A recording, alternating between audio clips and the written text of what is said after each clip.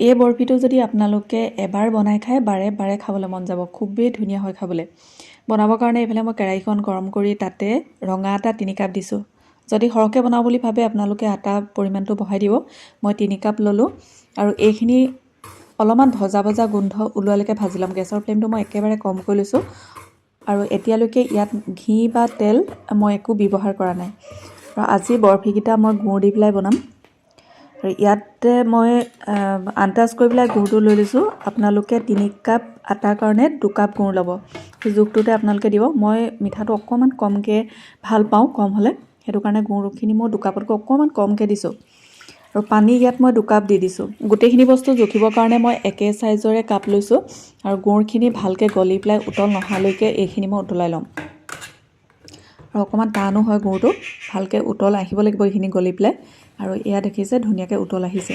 অকল উতল আহিলেই নহ'ব, উতলটো অহাৰ পাছতো আমি অকণমান সময় পাকটো তুলিব লাগিব গুড়টো, তেতিয়াহে বৰফিকেইটা ভাল হয়।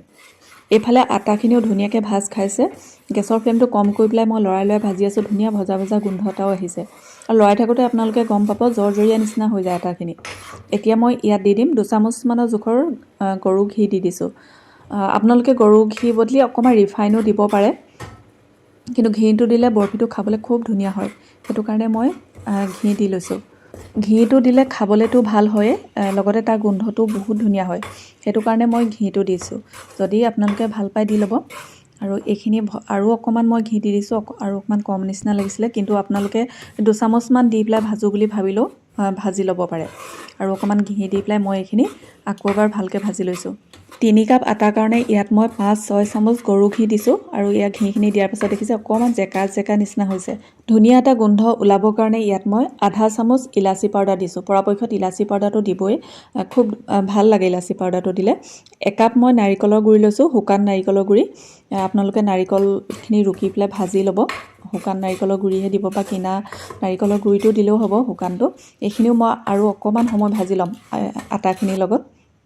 প্ৰথমতে মই আধা কাপ ভালকৈ মিহলি কৰি ল'লোঁ আৰু পাছত আধা কাপ দি এইখিনি আকৌ ভালকৈ মিহলি কৰি লৈছোঁ। নাৰিকলখিনি দিয়াৰ পাছত যদি আমি লগালগ বৰফিকেইটা বনাওঁ তেতিয়া বৰফি টেষ্টটো ইমান ভাল নহয়, সেইটো কাৰণে অকণমান সময় ভাজি লৈছোঁ। মাজে মাজে এইফালে মই গুড়খিনিও লৰাই আছোঁ। ধুনীয়াকৈ গলি পেলাই পাক উঠিছে আৰু অকণমান সময় লাগিব। আৰু ইয়াত দেখিছে ধুনীয়াকৈ ঢৌটো ফুটি গৈছে। অলপমান পাকটো উঠিলেহে বৰফিকেইটা ভাল হয়।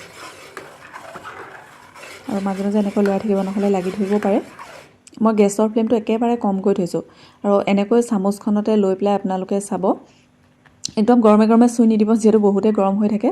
অকণমান ঠাণ্ডা হোৱাৰ পাছত এনেকৈ আপোনালোকে চাব, এনেকৈ আঙুলিত লৈ পেলাই এনেকৈ যদি অকণমান আঠা আঠা নিচিনা হয়, 2টা আঙুলি অকণমান লাগি ধৰা নিচিনা হ'ব, এনেকৈ টানি দিলে 2টা আঙুলি যদি অকণমান লাগি ধৰা নিচিনা হয়, সেই জোখটোতে আপোনালোকে ৰাখি দিব। গেছটো মই অফ কৰি ল'লোঁ। আৰু এইফালে আটা আৰু নাৰিকলৰ গুড়িখিনিও ধুনীয়াকৈ ভাজি লোৱা হৈ গ'ল। আৰু যেতিয়া ধুনীয়াকৈ ভাজ খাই যায় অকণমান কম নিচিনা হৈ যায়। লগতে অলপমান মই কিচমিচ দি দিছোঁ, যদি ইচ্ছা কৰে আপোনালোকে সৰু সৰু কাটি দিব পাৰে, নহ'লে বৰফিটো কাটোতে কিচমিচটোৱে বহুত দিগদাৰ হয়, সেইটো কাৰণে সৰু সৰুকৈ কাটি দিব পাৰে, বা বাদামো দিব পাৰে, যি ভাল পায় আপোনালোকে দি ল'ব।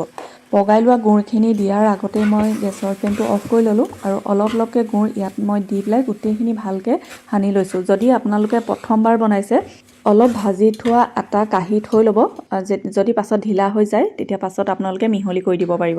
প্ৰথমবাৰ বনালে আপোনালোকে আন্দাজটো নাপাবও পাৰে, সেইটো কাৰণে অকণমান আটা কাঢ়ি পেলাই থৈ ল'ব। যদি দৰকাৰ হয় পাছত আপোনালোকে মিহলি কৰি ল'ব পাৰিব।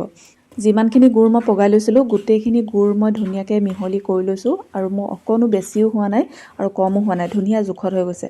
আৰু এইটো সময়ত গুড়খিনি ভালকৈ মিহলি কৰাৰ পাছত আপোনালোকে গেছৰ ফ্লেমটো অকণমান দি পেলাই আকৌ গোটেইখিনি ভালকৈ মিহলি কৰিব।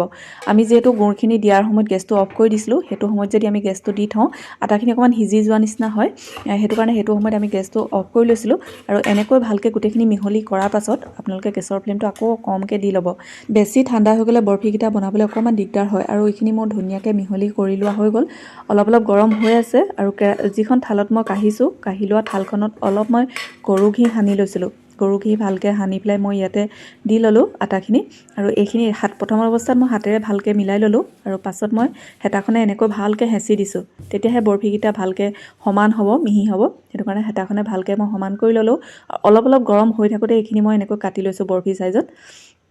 বেছি শুকাই গ'লে টান হৈ গ'লে কাটিবলৈ বহুত দিগদাৰ হয় সেইটো কাৰণে মই অলপ অলপ গৰম হৈ থাকোঁতে এনেকৈ কাটি থৈছোঁ আৰু আপোনালোকৰ যদি বেছি বৰফিকেইটা ঢিলা নিচিনা হয় আপোনালোকে ফ্ৰিজত ভৰাই থ'ব পাৰে ফ্ৰিজত ভৰাই থ'লেও বহুত ধুনীয়া হয় মই এইখিনি ফ্ৰিজত ভৰাই থ'বলগীয়া নহয়েই যিহেতু ধুনীয়া টান হৈ গৈছে আৰু এয়া মই 3 ঘণ্টামানৰ পাছত আপোনালোকক এপিচ উলিয়াই দেখাইছোঁ খুব ধুনীয়া হৈছে আৰু খাবলৈও বহুত ধুনীয়া হয় যিসকলে খোৱা নাই এবাৰ আপোনালোকে বনাই খাই চাব মোৰ 3 কাপ আটাৰ পৰা ইয়াত মোৰ 45 পিচ বৰফি ওলাইছে এইখিনি 15-20 দিনলৈকে আপোনালোকে ধুনীয়াকৈ খাব পাৰিব